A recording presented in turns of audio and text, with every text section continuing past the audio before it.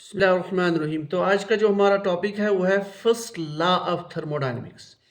तो सबसे पहले जो स्टेटमेंट हम जानते हैं, statement we know the statement that energy can neither be created not destroyed but it can be transformed from one form to another. ठीक, so it's called as law of conservation of energy. Law of conservation,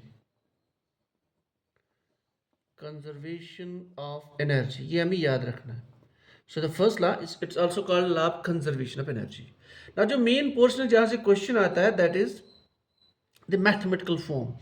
Mathematical form ऐसे लिखते हैं हम, change in internal energy is equal to Q plus minus W. Q means heat exchanged, whether heat absorbed or heat evolved from the system. W is the work done. Work done जो यहाँ पे हम लेते हैं that is pressure volume work, pressure multiplied by change in volume. इसको आप ऐसे समझ सकते हैं, आपके पास एक सिस्टम है। So let's say this is our piston which is movable. If it absorbs the heat Q, तो हीट एब्जॉर्ब करने से इंटरनल एनर्जी विल चेंज। ठीक, internal energy will change. So वही change in the internal energy when the heat Q is absorbed and the work done. Likely if the pressure on applies on this piston, so heat can be exchanged also. So that heat exchange and work done on the system. अच्छा, तो ये है basically the first law of thermodynamics. अब ये जो sign convention है, plus का मतलब work done on the system, यानी एक्सटर्नल प्रेशर ज्यादा है तो ये पिस्टन नीचे आएगा, और minus sign work done by the system. लेकिन नॉर्मली जहां से क्वेश्चन आता है ना, उसके लिए आप आसान से याद रख लीजिए work done by the system. ठीक, तो हम क्या लिखेंगे, first law, change in internal energy when a system absorbs heat Q and then work done by the system. So this is the mathematical form of first law. अब इसमें हम 5 cases पढ़ेंगे जो सबसे इंपॉर्टेंट है। Case number 1, if a process is isochoric. Isochoric process मतलब वो process जहां पे सिस्टम का जो है जो है वॉल्यूम दैट डजंट चेंजेस। इसका मतलब है volume is constant, so change in volume is zero. When change in volume is zero, what is the product of P delta V? That is zero.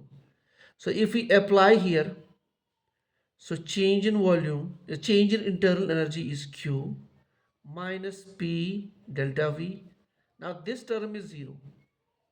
ठीक, so हम कहेंगे change in internal energy is equal to Q. So जो भी heat absorb होगी इस case में, सो उससे क्या होगी, whatever the heat is absorbed. ठीक, so that is basically utilized in increasing the internal energy. लेकिन ये कब पॉसिबल है, when the volume is constant. Volume constant मतलब ये piston it doesn't changes.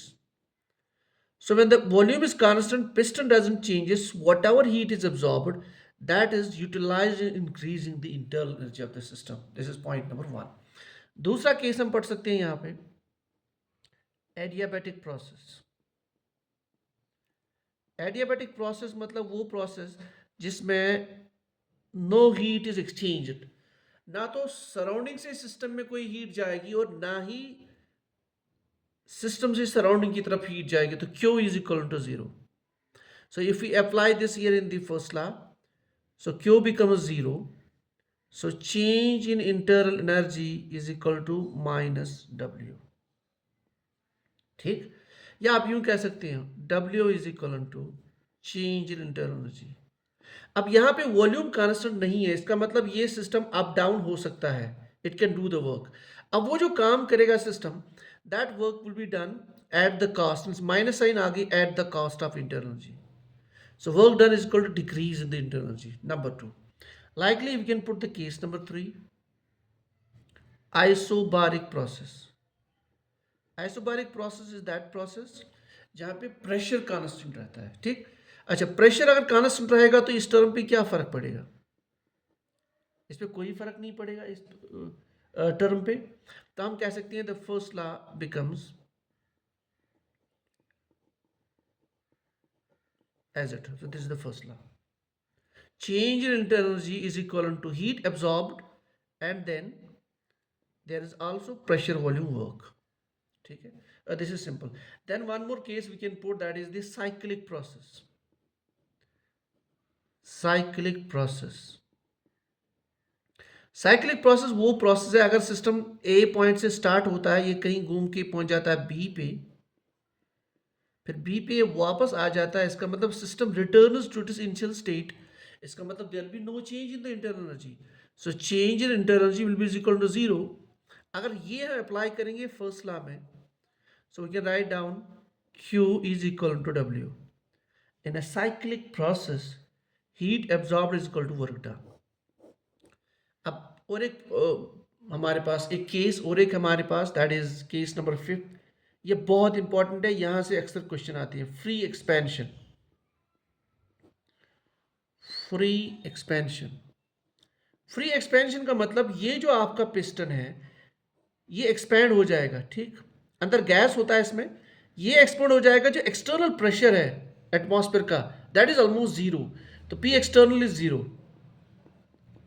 So it expands. और दूसरा, ये एब्जॉर्ब भी नहीं करता कोई हीट एक्सटर्नली.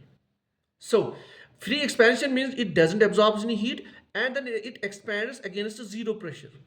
इसको बोलते हैं फ्री एक्सपेंशन.